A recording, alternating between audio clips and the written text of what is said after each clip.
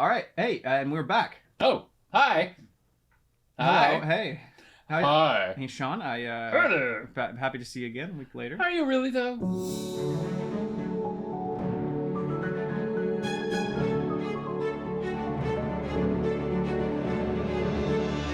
Three. Nice. That's three. Today we're going to be watching The Hunger. The Hunger. And Ouija. Okay. Ouija.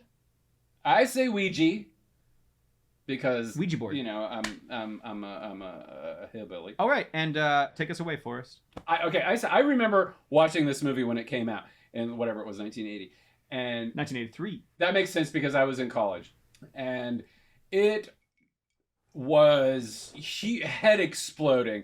I loved it so much. Really? Oh my God! Of course I did. I loved it. Okay, now, you know, you watch it and it seems a little corny and you see a lot of this, you look at it and you're like, I've seen that a million times. But that wasn't how it was when it was first made. And who directed it was Tony Scott. Tony Scott, Ridley Scott's brother. I think he was just coming high off of music videos. Well, I didn't look into it, but this might have been his directorial debut. It was his directorial debut. But unfortunately for Tony Scott. Who wrote it? Did you see who wrote it? Anyway, I mean, yes, it starts with Bela Lugosi's dead, you know, and yes, that song is pretty played now. Well, it was funny. Time, in the book, which I just recently reread, I skimmed through the last 150 pages as fast as I could. There's a lot of, I'll get into that later, I guess, but there's a lot of internal dialogue in the book. Very little dialogue. So they're doing their best with... In some ways, I love the fast edits. I love the cut craziness. There. I love the cuts there, and the sound design there is amazing. And I love that when it comes to the car, and that the singer's behind the bar. You know, the whole thing was very of its time back when I saw it. It's quite 80s. It's quite new wave. You got your main character Miriam. And you got John, played by David Bowie here. John, who's her newer concubine or whatever you want to call him. Blight, who doesn't know he's going to turn into like a husk. Right. But and you got our Susan Sarandon character. God, what is her name? Sarah Roberts. Yeah. And she's okay. Beautiful. I forgot how much nudity was in this movie. And then Catherine Deneuve is like the 60s, 70s version of Megan Fox for me. I'd seen Catherine in Belle de Jour. I'd seen her in Repulsion. Oh my God, Repulsion. Have you ever? We should watch Repulsion. I gotta say, actually, it's so good. She has a really bad weekend. You know, it's one of those movies that everyone says you should watch. Yeah. And I'm a big fan of Polanski's Rosemary's Baby is sure. so well edited. His movies are great. And then Chinatown is so well done. I don't know. Of course. And then right after Sharon Tate was killed, he does Macbeth, and that is wait, Macbeth was the name of the 13-year-old girl? No. No, that was somebody else, and she, by the way, is fine with Never Roman say Polanski. Macbeth. All right, well, this isn't theater, so we can say that Polanski's Macbeth is so incredibly dark and wonderful. It is amazing. But anyway, I think The Hunger is just so incredibly good. And we also have... Okay, yeah, we can talk about Ouija. We're also talking about Ouija, the origin of evil tonight. Terrible title. The opening credits are also awful. But the first half of Ouija, Origin of Evil, is... Wait, hold on. Is that... No, this is not Origin of Evil. This is Ouija, Origin of Evil. No, this is the first one. Yeah. This is just Ouija. No, it's called Ouija. I didn't watch. No, I watched Ouija. This is it. No, this is not Ouija Origin of Evil. This is Ouija. Oh, whoops! You're right. I don't know this movie. I haven't seen this one. Well, okay.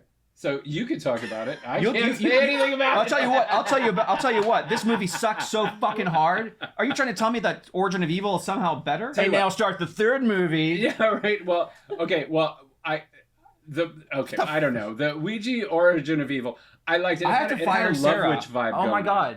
Because the whole thing takes place in 1967, and it is it's really not a bad movie for the first half, but then after the first half, it just becomes a steaming pile of shit, and it's just horrible.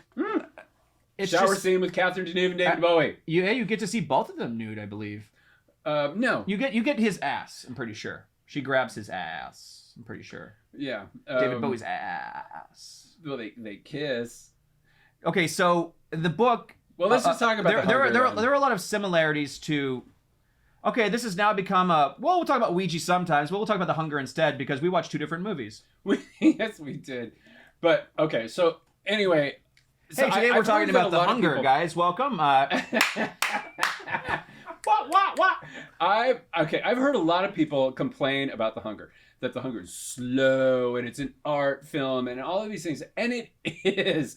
And I swear that they must have shot this movie in Stevie Nicks' house. There's so much God. Well, it's like and there's so many like Brian De Palma kind of shots. They did the house pretty well according to the book. Well, it looks wonderful. There is clearly though a fire going on in the house because the whole house is smoky. Every shot. Oh, they're using their hazer. They're using their hazer. It's very hazy. And then the gauze and everything. It's all very now romantic. that's a great shot. That's one of the better. So this is really when good. David Bowie has not slept. Right. He's having trouble sleeping. So in the book, it's like he rapes her in her sleep. He gets up and rapes her and starts to choke her. Oh, okay. He doesn't really know what he's doing. Movie. No, they don't. And it's a fucked up scene.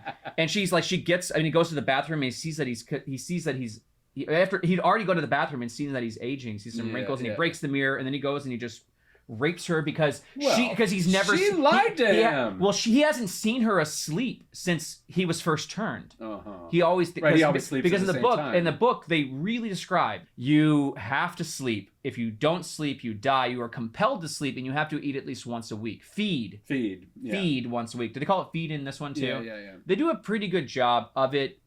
I am in awe of most of the transformation makeup of David Bowie. Yeah, it was pretty good. However, that's not how it the book doesn't happen this way. Like it's But movies aren't books. I understand.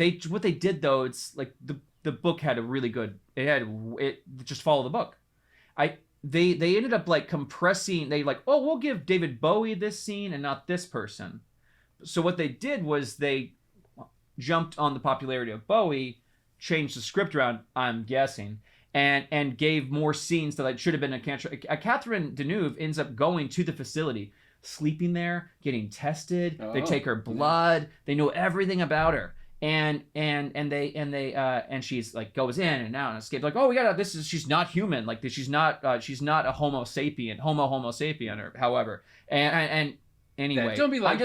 I'm just saying. The book is better. Okay, I'm not trying to be that way. I still really like that how they did it. I'm just saying there was a lot missed in translation. If the movie had been 30 minutes longer, What? No, and restructured a bit, it not as plotting. Like you would not. If I don't find it plotting. It's a bit. I don't think so. It's a bit. You know what? Today, a movie with 3 superstars like Susan Sarandon, Catherine Deneuve, and David Bowie. You could never make a movie like this today where there's no action. You make a great valid point. Not to mention they all get naked and we're not talking about the lesbian scene yet, but we will. Dude. Okay, when we get to, we'll talk about this because the book basically, I got about 150 pages in, about around there. The book just turns into a fucking. It's just. What do you call it when you're like reading like pornography? What is that called? Masturbation. That's all it is. It's just like, and then she hopped in the shower and her nipples were erect. Well, they are. Oh my God, Susan Sarandon's nipples. You can hang clothes off of them. Right. They're so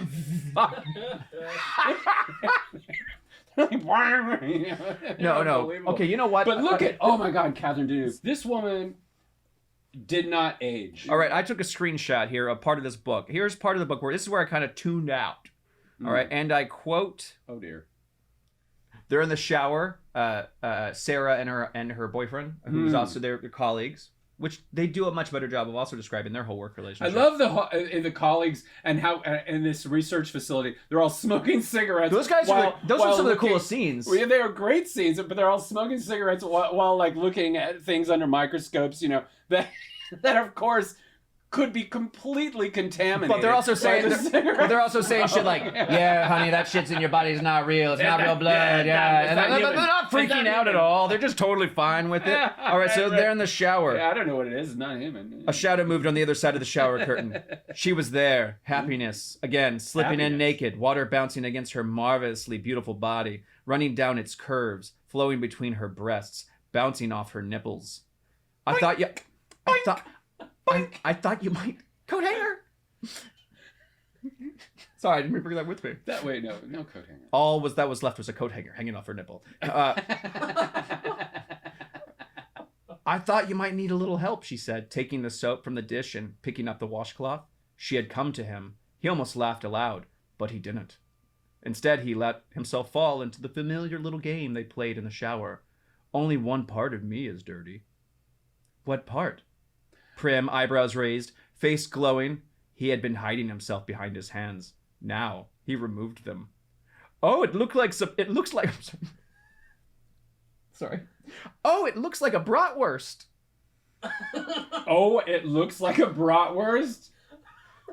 And fine. That's where I'll end. Nobody wants to hear that. Nobody wants to hear that.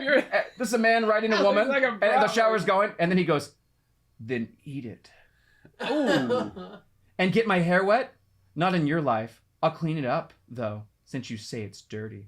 Oh, Jesus. He enjoyed these showers enormously. Well, I can see, Montetre, knowing you, why you're so into the book. Now, this is where I tuned out, man, because I was just like, oh my God, this is like basically, I can't think of the word, but it's just porn for books. There's porn for books. Erotica. Erotica, yeah. This Whitley fella that wrote the book. Yeah. This fucking crazy fucker who believes he was abducted by aliens, yeah? Okay, well. He wrote a whole nonfiction series about it, right? Abduction, I think it was called, or I don't know. I don't know, but we are talking about the movie. Which one, Ouija? No, we're not going to talk about Ouija. Ouija, by the way. The Reckoning? What's it called? People in trailer parks across America are yelling at you right now. They're saying, it's not called Ouija, you francophile. It's called Ouija. But it's spelled with an A. I don't care. People can just poo-poo all over the hunger all they want. I think it's brilliant, and I love the fact that it's not commercially... The structure of it is not a traditional Hollywood movie. This movie is about fear of aging. It's addiction. It's kind of a celebration of youth. This aging is so well done. So what is very interesting here, although I kind of feel like the nurse should be like, damn, you were 30 a minute ago. I'm not going to say it's not like the book, but what I'm feeling... I think you just did. What I'm... Anymore. I gotta say, this guy... So did you notice how they credited the makeup in this movie? No, I didn't. And the opening credit says like aging process or something. It's such an odd credit way they... And it was two folks, and honestly... And I gotta wonder how they did this fucking monkey. My main concern about this movie is what was going on with the monkeys. You know, I don't know. Did they get a monkey that was dying at a zoo, and they're like, can we show this monkey that's dying? Like, you know, it just seems like some animal abuse. It seems a bit. I gotta agree. Now, the close-ups where they're jumping at the cage. Those are close-ups. That's really well done. Not to talk about the differences, but in the book, they talk about how once they suck their life out, they turn into like paper. What happened? Was that in the movie? Okay, so you're not gonna believe this. What? It was in the book. No. In the book, Oh gosh, too bad the book's not the movie. No, check this out. This is here's the thing: is the ending's totally different too. Yeah. Catherine Deneuve lives. Like her character does not die. Well, none of that happens in this too. No, she dies. No, she doesn't die. She falls down the thing. Yeah, she does, and then she comes back, and they're in London. No. That's no. That's she's in the box. Yes. She's in the box because they didn't burn her body and she didn't become a zombie. They put her box inside of the containment facility in the movie. That's what the bar's there at the beginning and the end. They kept her body alive, right? And she in the book, right? She kills herself, right? She kills herself. Susan Sarandon's character, Sarah. She tries, yeah. And she goes, oh my God, why'd you do this? You're already immortal. Now you will forever just be in death form, and I'll keep you in my box. And this is where you'll return. In the movie, they change it a bit. Catherine Deneuve is dead, and she's dreaming about this place while she's trapped in her box screaming. Because she's in the facility where black guy with green sunglasses is testing on her. That's what the cage means in the beginning. Yeah. Because relating to the monkeys in the cage and all that, the rhesus monkeys. And No, was that in the book? Well, okay. So the movie ended with everybody dying, but then the studio was just like, yeah. Oh, you know a bit more about me. I'm glad I brought this up.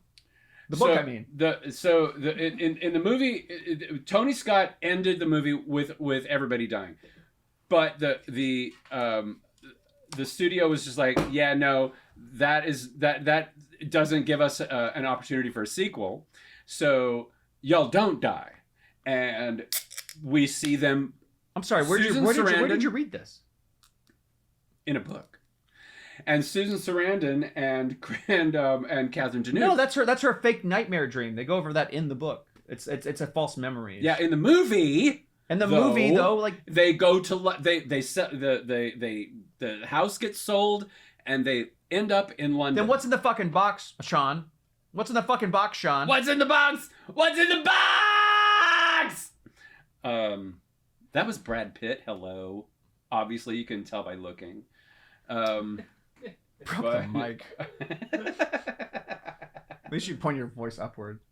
Bounce right back down. Yeah, well, the microphone is right there. I didn't want to peek. This would be fun to edit. Yeah. Anyway, so.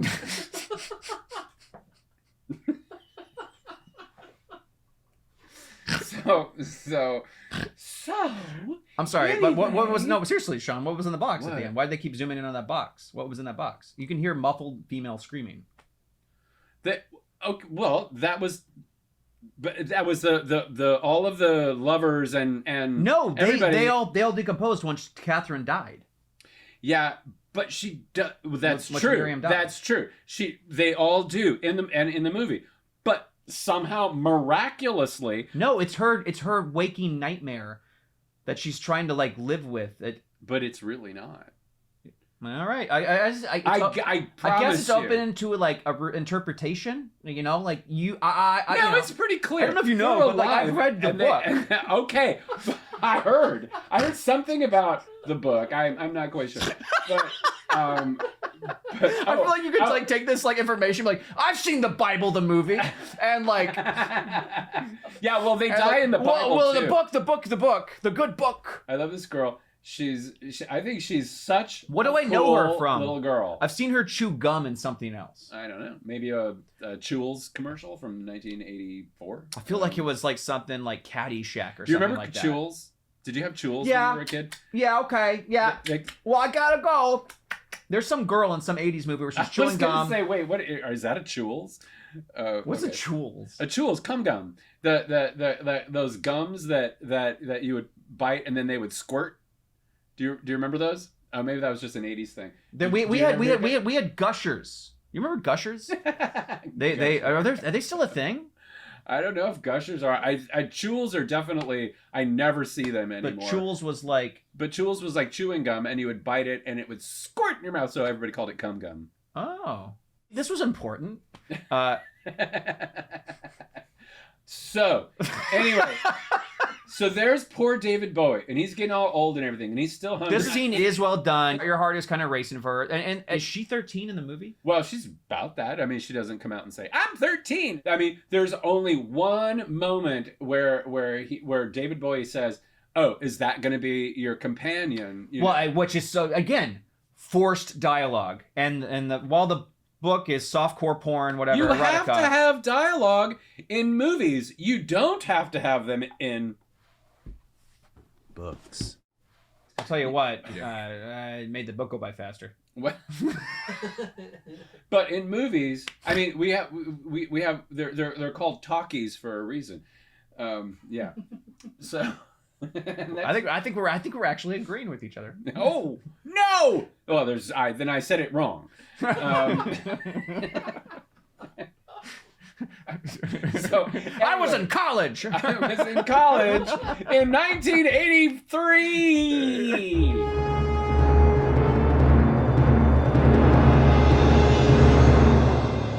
And the thing about her, Catherine Deneuve's character is crazy. She, I want to like her, but she lies straight up.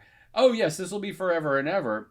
That's knowing full well. that's a repeated quote a lot. Maybe Yeah, in in the the book. movie as well. I'm sorry, why are you bringing the book up? I didn't bring the book up. I said that's a repeated quote. She says that to him. You're getting knowing PTSD. that it's you not hate true. reading. I don't know how. and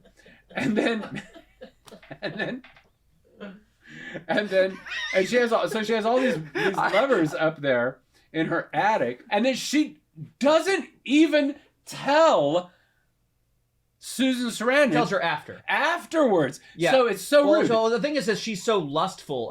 Miriam is Right, because Sarah has she has the those opportunity nipples. to hangers on her nipples. No, she has the ability to fight death, like reverse aging and postpone it. Well, she does talk about that. Which is what Miriam is looking for. She's Right. looking to stop her aging process. Okay, we've been talking about the plot quite a bit in this movie, which is great.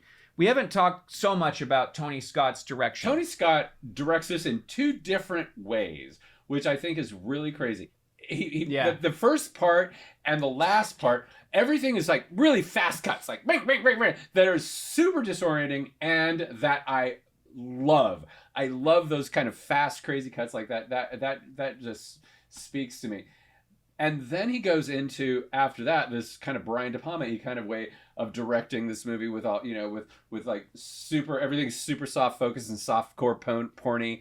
And there is a lot of soft focus, hazing, and you know what? It's not, I feel like he's using anamorphic lenses because there are times in these shots where, like, especially with the aging process of David Bowie, where like you're definitely not getting HD. You know what I mean? There are things that better not. It's helping the makeup so much. Well, yeah. Know? Oh, and do you know who this guy is? That's he's the guy from Blood Simple. Yeah, I love that actor. Yeah, he's really I love that really actor. Great. I can't think of his name. I can't either. But he was a really great Nixon.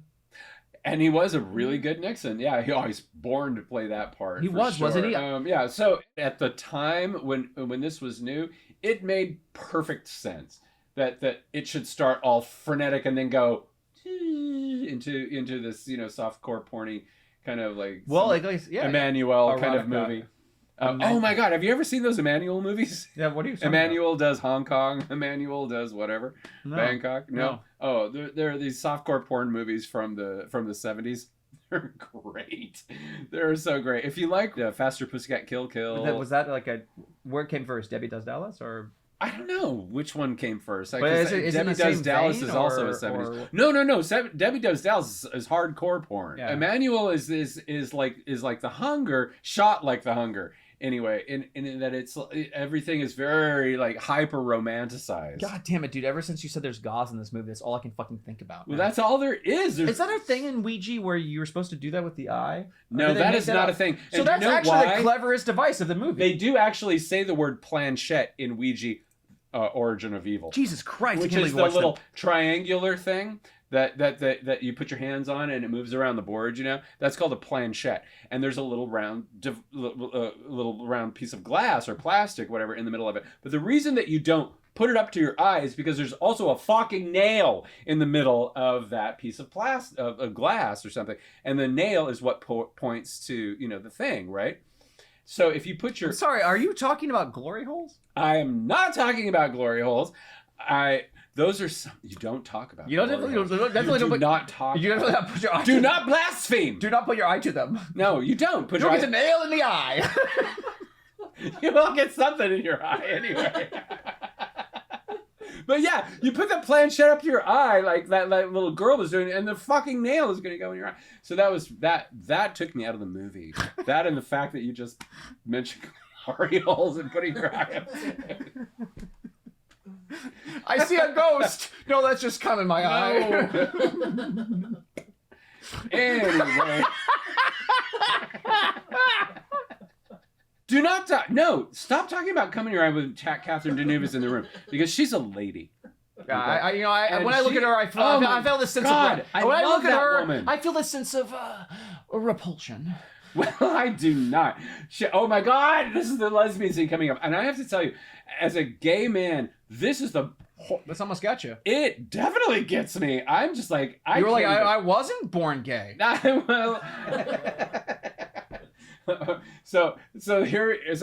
Susan Sarandon. So in the original script, and I don't know about the book, but in the original script, she is supposed to be drunk. I don't know why we do this podcast. So wait. So she's supposed to be drunk, and Susan Sarandon, to her credit, she says no. I don't think that my character should be drunk. I think she should have full agency and enter into this sexual, liaison. That was French, by the way. I really fucking hate how rushed this movie is at times. They rush their relationship so much. They do. What I liked about the movie is how she felt. And it shows that she didn't see that coming. Oh yeah, but that's a good fall. It is pretty well done. It goes on a little too long, but I like it as an ending. I do. I like egregious endings. It's not the ending. Again, you're wrong. They keep cutting to the thing in the cage. The cage owned by the lab people. What do the lab people own? Her body that did not decompose. God, it must hurt to be that wrong. Because actually what happens is Catherine Deneuve lives. Really? Even though we see her age horribly and see her turn into dust, her jaw crack off. It goes over 3 we do not see that. It goes over 3 minutes. Her head's going like this. That. We do see that. There is I'm sorry. What? Go back again. How much does it hurt now to be so wrong, Sean? It does hurt. Ow, a little bit. But I'm okay. I'm strong. Yeah. Oh my God, there's the first kiss. Catherine Deneuve is Sarandon. Oh my God. I can tell you that when I was young and this movie came out and I saw it, I was at the, I couldn't believe it. I was at the edge of my seat. It was just fucking everything. Were you like masturbating? I was not, because I didn't see it in that kind of a theater. So if you had been in that theater, well then yeah. But no, you would have masturbated to lesbian porn, basically, which is what this movie basically is. It's a male fantasy. This movie. Okay, and it's a male fantasy with. That is the thing about this particular scene. It is the whole book is a male fantasy. I read you the thing. Is it? Yeah. Well, it's a bratwurst. Wait, what? Then eat it. What man would call their dick a bratwurst? No, he didn't. She did. I know, but he wrote it. He wrote her saying that. Right. Well, he doesn't know how to write women, but again, he does though. And there are some really good moments where the thing is, my point is that like in the book, if they had cut out like 120 pages, it would have been tight, and the guy would have been like, oh, what a forward-thinking person. Because in the book, they talk about how like, oh, Miriam didn't think of herself as a lover of men or women. It was this. It's very free thinking, and it's quite ahead of its time, I think, in as far as popular culture goes. So popular culture. There was never another vampire. So Tony Scott brought to the screen for the very first time vampires like this. They were always the monster and the comedy or whatever, George Hamilton, Love at First Bite. But it was never from the vampire perspective. We didn't see we cared for them, but we didn't see we didn't see them eat breakfast. Right. Yes. And he did that. The writer broke some grounds too, because they hang out in the daytime in this, right? Oh, quite a bit. The daytime does not affect them. They just have to sleep. There, like they usually wake up. In the book at 3 a.m. That's like their thing. Like they need 6 hours of sleep. They need 6 hours sleep. It's not really specified. Do they say 6 in this one? She's like muttering to Susan later. Well, it's not muttering. It's called a French accent. I forgot to mention there are several shots. Tony Scott goes back several times where the camera is above the bed, and there's a light from underneath the bed. And it's like they're sleeping on a what that means is that she had just fed, and she can feel the presence of a body underneath her. So he's trying to do that from the book. Well, okay. Why not just show the dead body, right? Well, they don't have that in the movie. No, but that's what he's trying to. Okay. There's a lot of symbolic. It's beautiful. Yeah. That shot is those shots, because he goes back to it a couple times. Those shots are really beautiful, but they do make me go, what? 20 more minutes. And if you had just been able to be like, we're going to push in and show, and then you show the light, you're like, oh, that's what that means. And so you're not speaking down to the audience. You're giving the benefit of the doubt. It's not like, and the horse is racing down on their lap, and I'm now lap 1, and lap 5, it's over. And you're like, wait, what happened to lap 2 through 4? That's how this movie happens. Like, it's like, well, it does get a little weird like that. It's you're absolutely right, and that is a flaw in the movie. Is the way in which the story proceeds.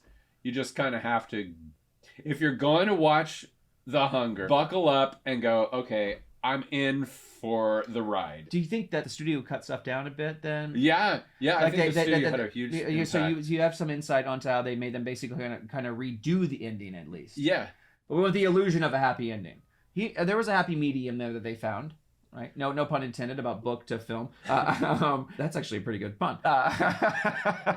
And now here's Susan Sarandon, and she's finally feeling okay again. Well, she's had her But bite. she's fed. But she hasn't been told yet what is happening to her. Truly. Well, no, she hasn't really been told. But she's just about to kill What Deneuve did was bank so hard on her love and her ability to make this where she could live longer and make her live longer that she forgot to court her properly. And it's terrible. And what happened was she rushed into it because the 13-year-old died. Because David Bowie killed her new prospect. She could have waited. She could have totally waited. She didn't have to rush into... Okay, so David Bowie, who is in this movie... What'd you call him? David Bowie? David Bowie. I'm not there on the water! I'm David Bowie! This guy, the guy who's in this movie, he apparently was not a big fan and complained that it was super bloody, that it was way too bloody. And there's no blood, other than like a couple of drips, there's no blood except for that scene where you're right. There's very little blood. There's very little blood. There's blood. Well, no, there's little blood in the very beginning. I could just get in the very beginning. And when they cut. And they cut. Yeah, it's always the throat slit. It's always which is also a really well done. Because they had to build that. They had to build that to have something underneath and like slice. That's right. So this is sort of the penultimate scene where we're wrapping it up. They're trying to wrap the story up exactly. I love seeing this guy again. He should have had another scene. He definitely should have had another scene. The cage. What does this mean? They're in Stevie Nicks' house. It means they're inside behind her body right there. She's walking forward into the cage. Okay. Yeah. Do you understand? Then. No, this is a memory. That's why it's blue now. This is all imagination now. No. She went through the curtains forward into the cage, and she's there, and we're still deepening that you can hear her screaming right now. That's Susan Sarandon screaming.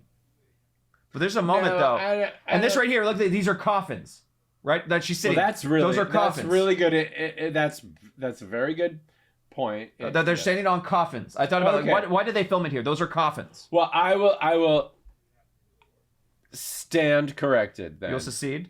I will secede. I will. Yes, I'm no longer part of this union.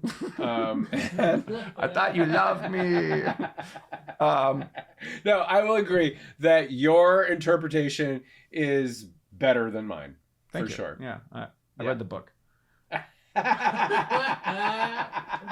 I'm so sorry, America. Okay, well, I'm gonna give The Hunger 3 claps. 1, 2, 3 claps. Out of 3? Out of 3. We're reading Ouija? Oh, I love it. I give Ouija this. That's my Ouija vote. That isn't a clap, but what? I like that you can do it.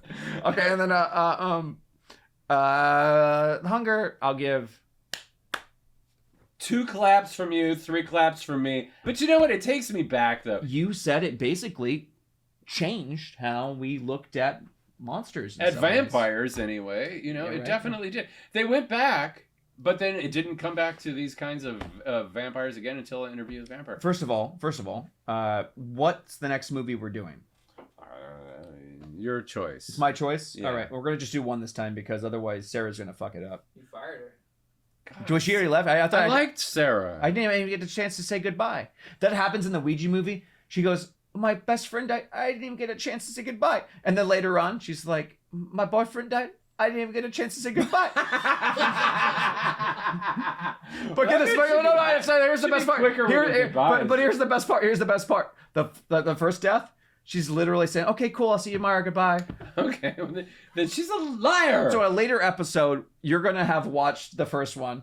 I'm going to have watched the second one. Are you? You're going to watch The Origin of Evil? Because it is the origin of evil. Why isn't it called Sean? Because I was born from evil. So let's do Somewhere in Time.